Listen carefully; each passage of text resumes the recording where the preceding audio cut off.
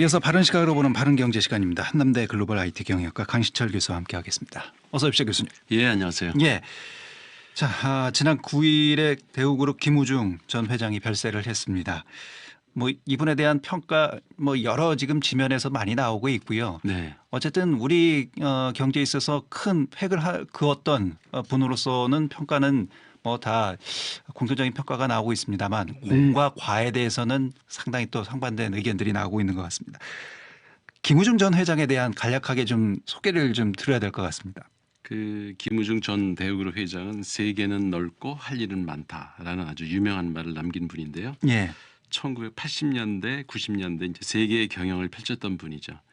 그 김우중 씨는 만 30세에 창업을 해서 재계 2위까지 대우그룹을 키워낸 셀러리맨의 우상이었습니다. 예. 그렇게 기업을 공격적으로 해외 시장을 개척해서 아주 세계 기업들이 진출하는데 이제 교두보를 만들었다 해도 이제 과언이 아닌 분으로 아주 유명한데요. 예. 근데 그렇게 기업을 급성장시킨 이면에는 분식 회계나 정경유착 같은 그 과거 시대의 어두운 그림자도 남겼기 때문에 그분에 대한 평가가 엇갈리는 것 같습니다. 예, 특히나 이제 이 분식회계, 정경유착 네. 이런 부분에 대한 평가가 지금 뭐 경제계에서 많이 지금 얘기가 되고 있는 부분이 있지 않을까 싶기도 하고요. 예. 어쨌든 맨손으로 창업을 해서 세계 2위까지 올라갔다. 이거는 뭐 거의 신화적인 네. 예, 그런 성공 스토리잖아요. 그죠. 아주 특이한 케이스죠. 그래서 김우중 씨가 이제 1936년 대구에서 한 교육자 집안 장남으로 태어났고요. 경기고등학교와 이제 연세대 경제학과를 졸업하고 학창 시절에는 신문 배달, 뭐 열무장사 이런 거 하면서 동생들을 보살폈다고 하니까 집안이 아마 경제적으로 힘들었던 것 같습니다. 타고난 금수저는 아니었다. 예. 대학 졸업 후에 이제 한성실업이라는 그 섬유 회사에서 근무하다가 대도 섬유의 도재환 씨와 이제 손잡고 1967년에 직원 5명을 데리고 자본금 단돈 500만 원으로 이제 대우실업을 창업을 했습니다. 예. 그 대우라는 그 회사명이 대도 섬유의 대자와 김우중의 우자를 따서 만들었다고 하는데요.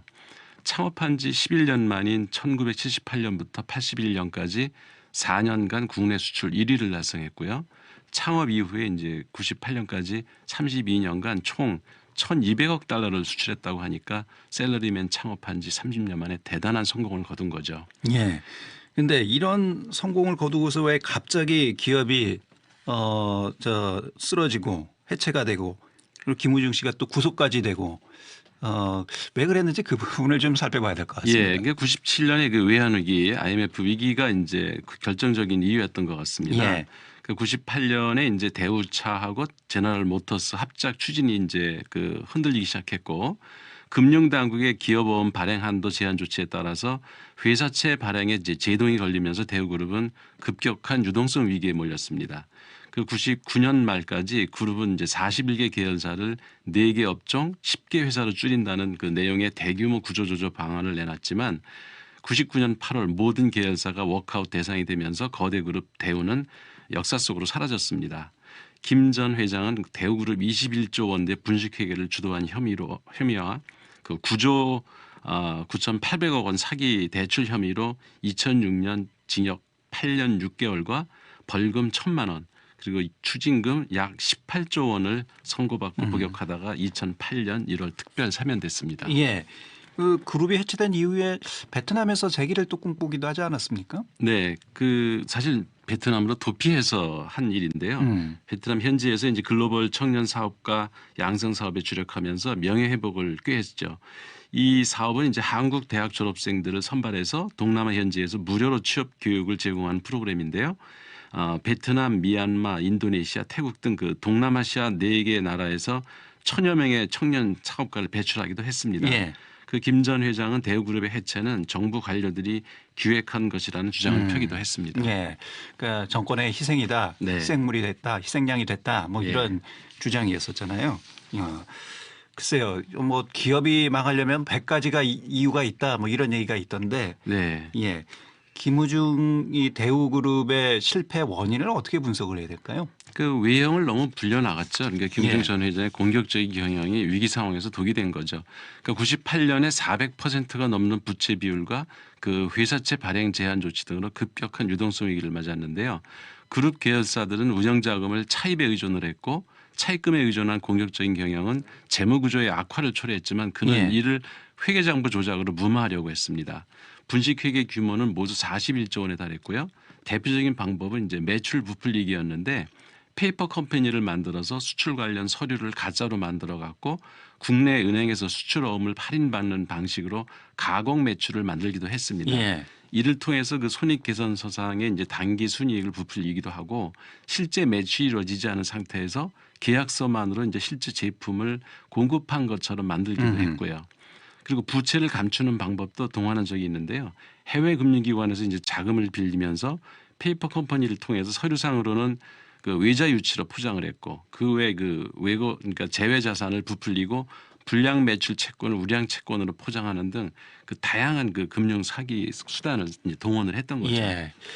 편법과 불법을 동원해서 그룹을 키웠다. 글쎄 예. 이걸 어떻게 받아들이고 또 평가를 해야 될지 네.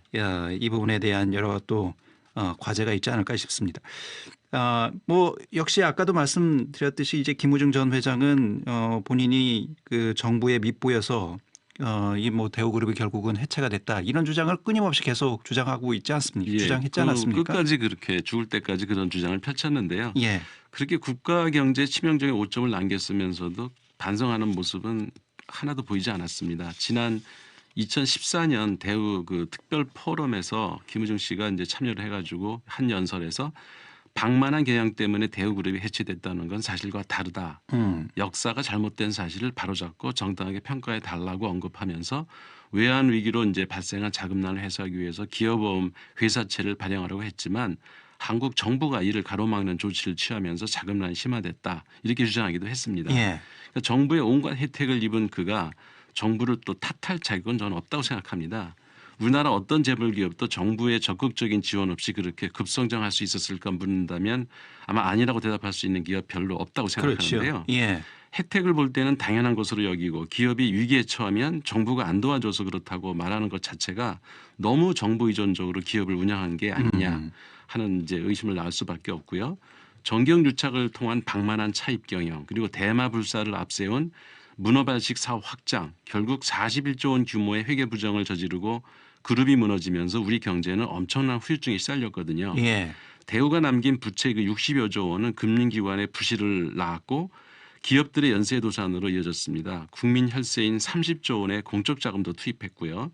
이 과정에서 수많은 대우 직원들은 일자리를 잃고 고통을 당했고 대우에 투자했던 소액 주주들은 주식이 휴직 조각으로 변하는 모습을 무기력하게 예. 바라볼 수밖에 없었습니다. 예. 그런데도 정작 그는 끝까지 반성을 하지 않았습니다. 그렇기 때문에 김우중 전 회장이 개인의 실패로 규정할 수는 없는 거지 않습니까? 그렇죠. 그 많은 노동자들이 일자리를 잃고 또 관련 기업들이 부도가 나고 많은 사람들이 직장을 잃고 일자리를 잃고 또 목숨까지 잃는 맞습니다. 예, 국가 경제에도 상당한 큰 타격을 줬고요.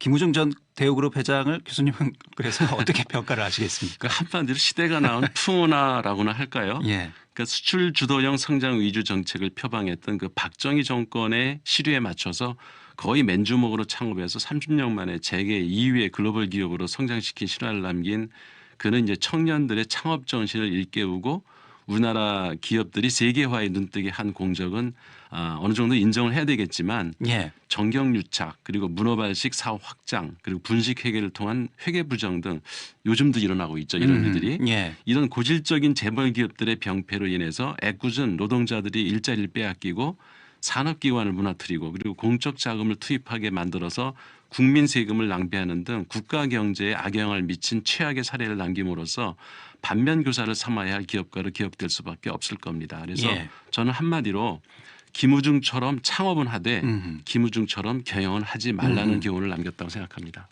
수단이 목적이 될 수는 없습니다. 어쨌든 그렇습니다. 수단이 목적을 정당화시킬 수는 없죠. 창업한 건 잘했는데 예. 그 이후에 경영 방식은 너무 이제 구태연한 방식을 썼던 거죠. 예, 알겠습니다. 바른경제 김우중 전 대우그룹 회장 공과 과를 좀 살펴봤습니다. 한남대 글로벌 IT 경영학과 강신철 교수였습니다. 고맙습니다, 교수님. 예, 고맙습니다. 예.